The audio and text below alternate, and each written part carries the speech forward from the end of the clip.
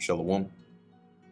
First and foremost, I want to give all praises, honor, and glory to Yahweh, Bahasham, Yahweh Shai, Bahasham, Racha, Kodash. Double honors to the elders and the apostles of Great Millstone, and peace and blessings to the elect. And today we're going to go into Daniel, the 10th chapter.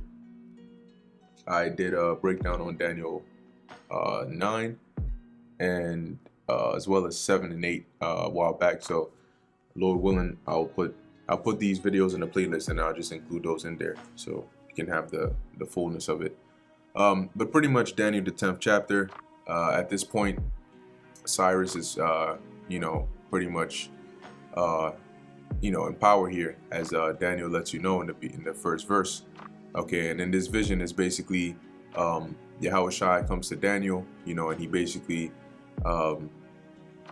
begins to lead into the 11th chapter where he begins to explain to him, what's going to happen to Israel in the last days. Okay, pertaining to that time, not the last days that we're living in now, but more so around the time of the Greeks, and so on and so forth.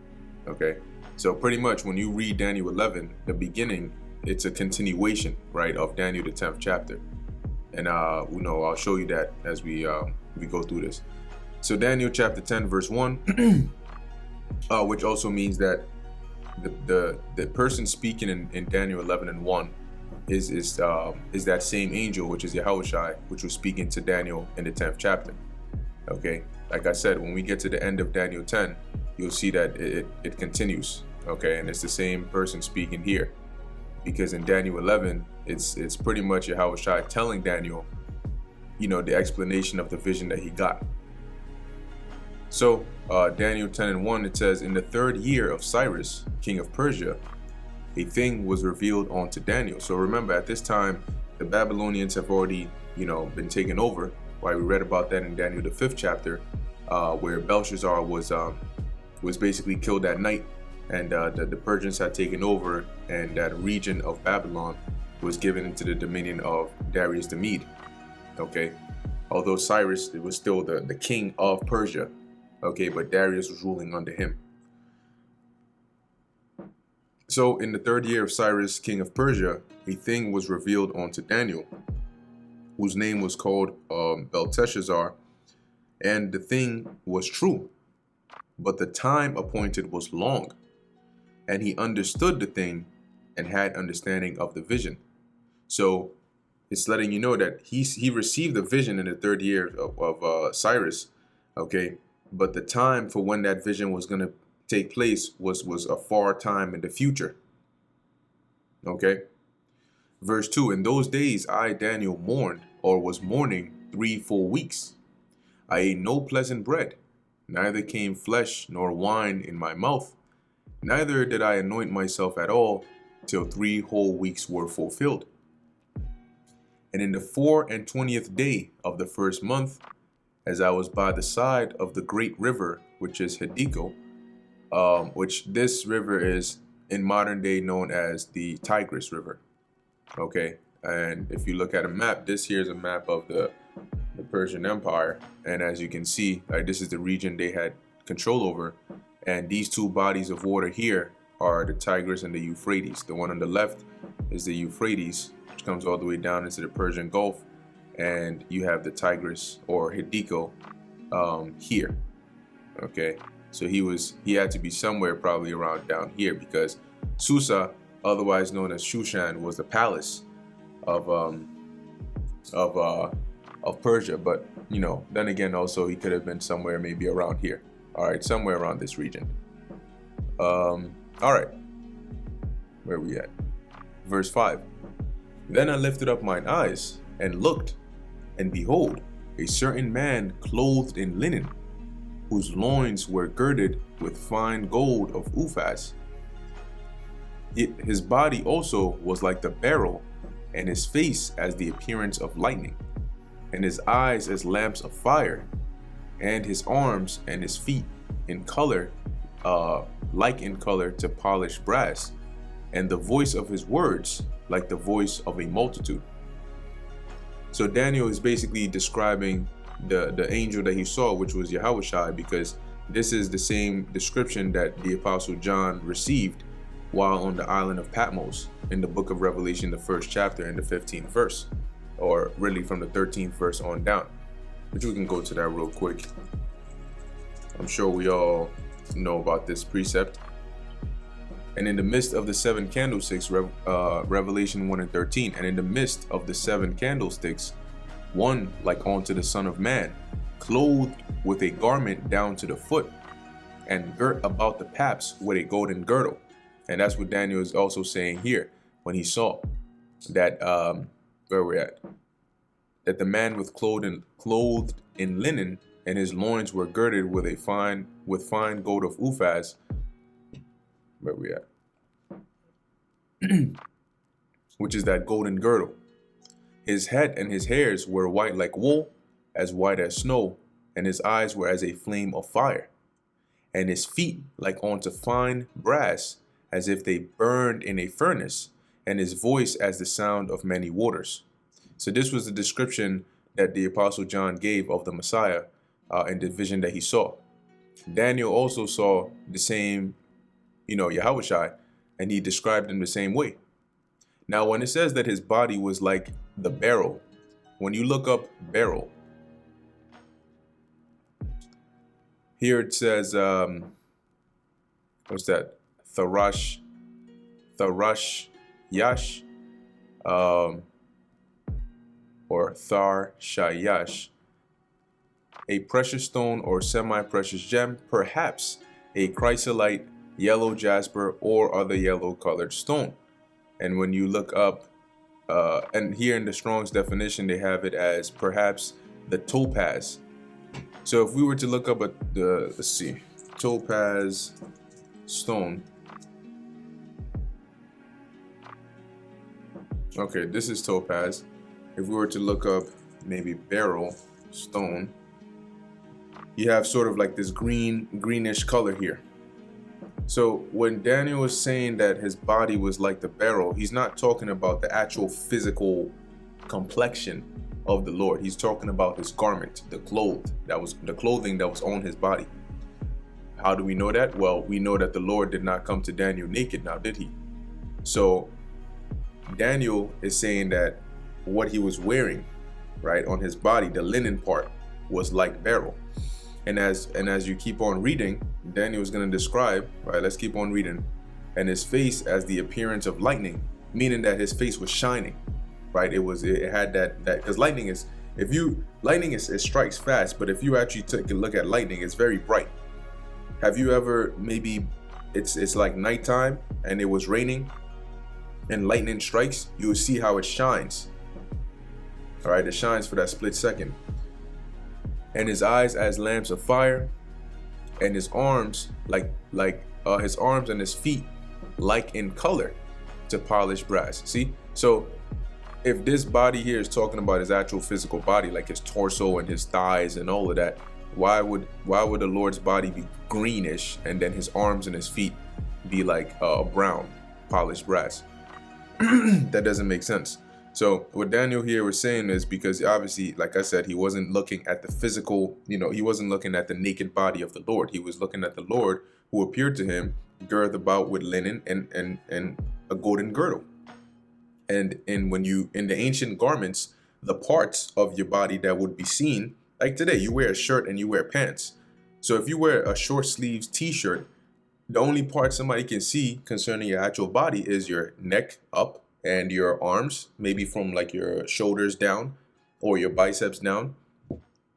And if you're wearing pants, then unless you're wearing maybe flip-flops, then they can see your toes and see, oh, okay, so that's the color of your toes and your hands.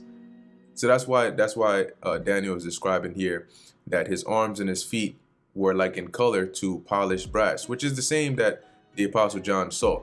All right, and when you look up polished brass, when you look up the word polished, another word for it is burnished. Okay, so if we just look up burnished brass,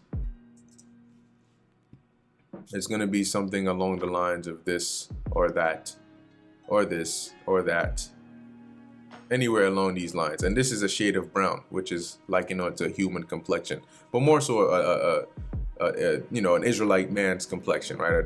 Maybe somebody from the southern kingdom, which we know the Lord is from the tribe of Judah. So basically, the Lord was a so-called black man, all right?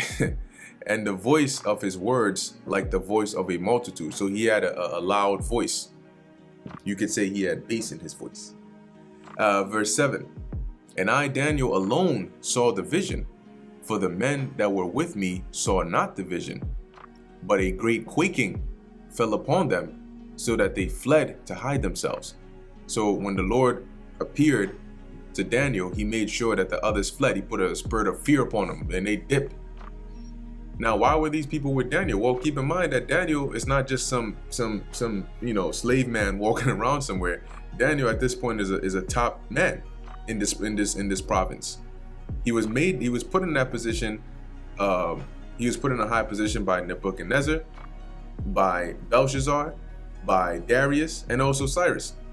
So throughout this time, Daniel was in a high position, like a ruler, governing certain matters. So of course he's not, it makes sense that there would be people around him or with him.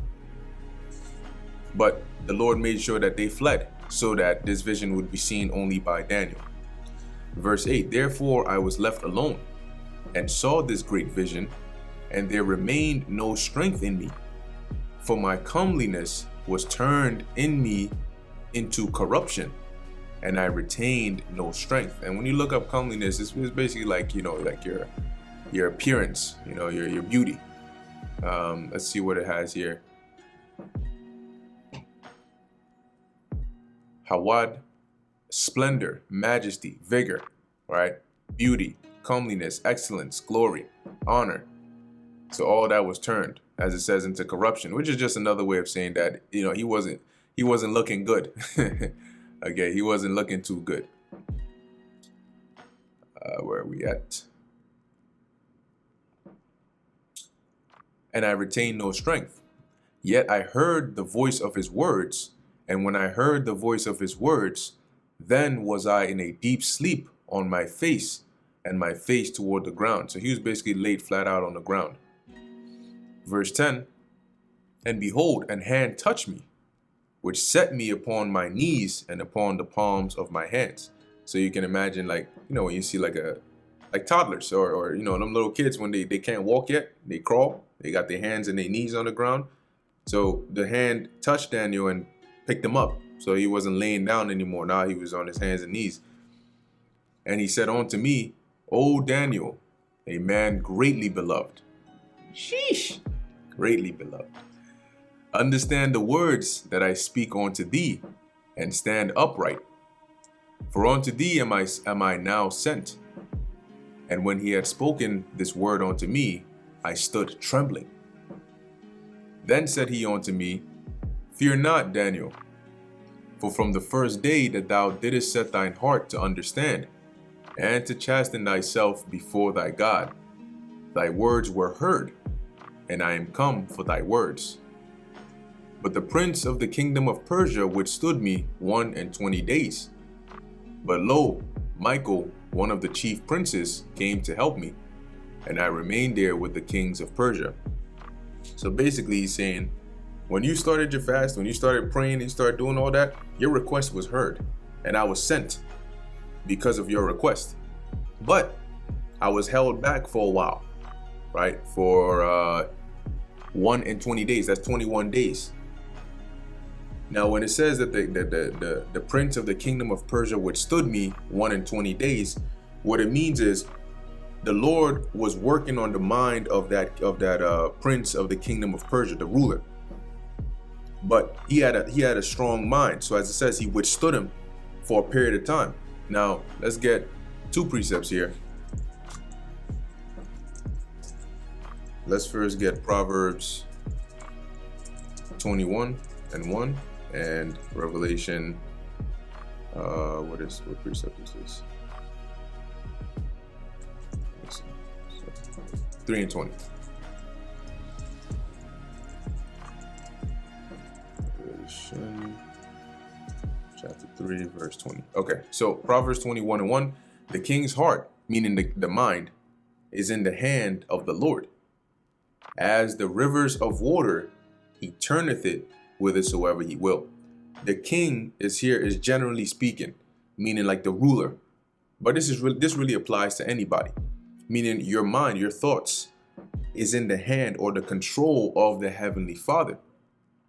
As rivers of water, he turneth it whithersoever he will, meaning that the Most High controls your thoughts and your actions. Proverbs tells you that man's goings are of the Lord. So the Lord puts, sometimes he'll send angels to come and to work on your mind, to persuade you to do something. In real life, it seems as though you're the one behind it, making those decisions. But it's really the Lord through his angels, whether a left-hand angel or a right-hand angel, to make you do these things. For example, somebody may go corrupt and just start bugging out or start doing something off from maybe they may have started off good and then they went off the deep end. The Lord has left-hand spirits working on that person's mind, because the ultimate will of the Lord is that this person goes in the wrong, they make a wrong turn. So he sends his angels to go and work on his mind to get him to start going in the other direction, to start making decisions that are not righteous, that are not good. And the same way in reverse, the Lord can work on your mind to make you grow in understanding, to take you out of the wicked ways that you used to be in. And guess what? The Apostle Paul said in Romans 12:2, and be not conformed to this world, but be ye transformed by the renewing of your mind. How did that happen? Through the Spirit of the Lord, but via his angels, right? The Lord took us from a mindset that we used to be in back in the world and changed it. And when you're able to understand these precepts and grow in understanding, that's the Lord through his Spirit, through his angels that are allowing you or working on your mind to do that. The same way the Lord has his angels that blind certain individuals so they cannot understand or receive the gospel, that ye may prove what is that good and acceptable and perfect will of God. So now when we go to Revelation 3:20, behold, I stand at the door and knock. And this is the Lord speaking, right? Because if we were to make this red letter, you would see it's the Lord speaking. If any man hear my voice and open the door, I will come into him and will sup with him and he with me. This is not talking about a literal, none of us have had the Messiah or the Lord Yahushua come to your actual physical door and knock. This is talking about the door of your mind. And the way the Lord knocks is by having us out here teaching and prophesying. And if you hear, right, when it says, if any man hear my voice, the scriptures say that he that heareth you heareth me. So if you hear us, the prophets, you're really hearing the words of the Lord, because the Lord puts the Spirit on us to speak his words. So if you hear and listen to us, you're in turn listening to the instructions of the Lord. And as it says, and you open the door. So you listen, you stop, you give attention to the word that's being spoken, and you take heed. That's when you open the door of your mind to allow the gospel or the word of the Lord to come into your mind and to start working with you. And as he says, I will come into him and will sup with him and he with me. Meaning that now your mindset is going to start to change. By hearing this gospel, you're going to start to change your ways. You're going to start thinking differently. And that's going to be the Lord working with you. Because there's a natural spirit, that comes with that. So going back to Daniel chapter 10, the Lord was working on the mind of the king of Persia, but it says he withstood him 21 days. So he basically had a strong mind, and it took the Lord a little longer.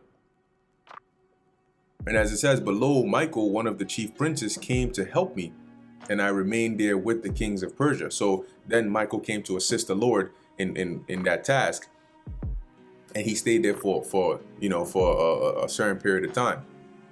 And once he was done, as it says, verse 14, now am I come to make thee understand what shall befall thy people in the latter days. For yet the vision is for many days. Now, when it says the latter days here, it's really talking about the days that Daniel saw in his vision. And that vision is ultimately what's expounded on in Daniel 11. See, for the vision, which is referring to what was going to happen to the Israelites in that time, is for many days. And that's what we read about in the first verse, right? That Daniel, a thing was revealed to Daniel, which was the vision, and it was true, but the time appointed was long. So it was for many days. So the Lord says, okay, now I'm here to come and give you the full understanding of that vision. And when he had spoken such words unto me, I set my face toward the ground, and I became dumb. And behold, one like the similitude of the sons of men touched my lips, i.e. an angel.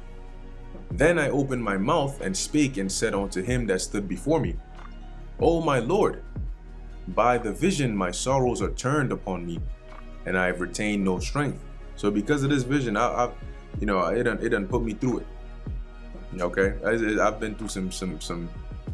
Yeah, let's just say it didn't leave me in a good state. Verse 17. Because some of these visions are pretty intense. For how can the servant of this my Lord talk with this my Lord? For as for me, straightway there remained no strength in me, neither is there breath left in me. So Daniel was basically saying, look, I'm very weak right now. Because remember, he hadn't eaten any pleasant bread for about 3 weeks or so. Verse 18. Then there came again and touched me one like the appearance of a man, and he strengthened me and said, O man greatly beloved, fear not, peace be unto thee, be strong, yea, be strong. And when he had spoken unto me, I was strengthened, and said, Let my Lord speak, for thou hast strengthened me. Then said he, Knowest thou wherefore I am come unto thee? And now will I return to fight with the prince of Persia. And when I am gone forth, lo, the prince of Grecia shall come. So basically, the Lord said, when I'm done expounding unto you, right, the reason that I came here, I'm going to go back and continue working on the mind of the prince of Persia. Because there is no actual account of the most of Yahushai or the angels fighting with the Persians. There would have been an account of that. Oh, the angels came down and they actually throwing, fisticuffs with the Persians. That didn't happen. So when he says fight, he means with his mind. And when I am gone forth, lo, the prince of Grecia shall come, which is going to be the Greeks. So because after the Persians rule, later on came the Greeks, which was led by Alexander. Verse 21, but I will shew thee that which is noted in the scripture of truth, and there is none that holdeth with me in these things but Michael your prince. I.e., that's why Michael is the top angel, right-hand angel under Yahushai, because he's basically like the number one angel that assists Yahushai in these matters. Okay, so now in verse 21, which is this last verse, the Lord was telling Daniel, right, that I will shew thee that which is noted in the scripture of truth. Same way as we read above, it says he was here now am I come to make thee understand what shall befall thy people in the latter days. So when you now flip to Daniel the 11th chapter, it starts off saying, also I, in the first year of Darius the Mede, even I stood to confirm and to strengthen him, and now I will shew thee the truth. Just like he said he was going to do in the 10th chapter. There shall stand up yet 3 kings in Persia, and then it goes on into this vision that Daniel received of what was going to happen, which Daniel 11 really goes into the time of the Syrian wars. And that's the reason it was for a long time to come, because from the time period of Cyrus all the way down to the time of the Syrian wars, where it was really mainly between the Seleucid Empire and the Ptolemaic Empire or dynasty, that was a very long time. Okay, Cyrus is at the beginning of the Persian Empire. So you had to go all the way to about like 336 BC, where the Greeks came up, where Alexander was reigning. And then you got to go through the Greek Empire, getting towards the end of it, where Alexander dies and his generals take over. And then as you hone in on the 2 main generals, which are Ptolemy and Seleucus, their lines, right? Their dynasties were the ones that were going back and forth in these wars over that region of Coal Syria, which is called all Syria, which involved where Israel, the land of Israel is. And that's pretty much what happens in Daniel 11.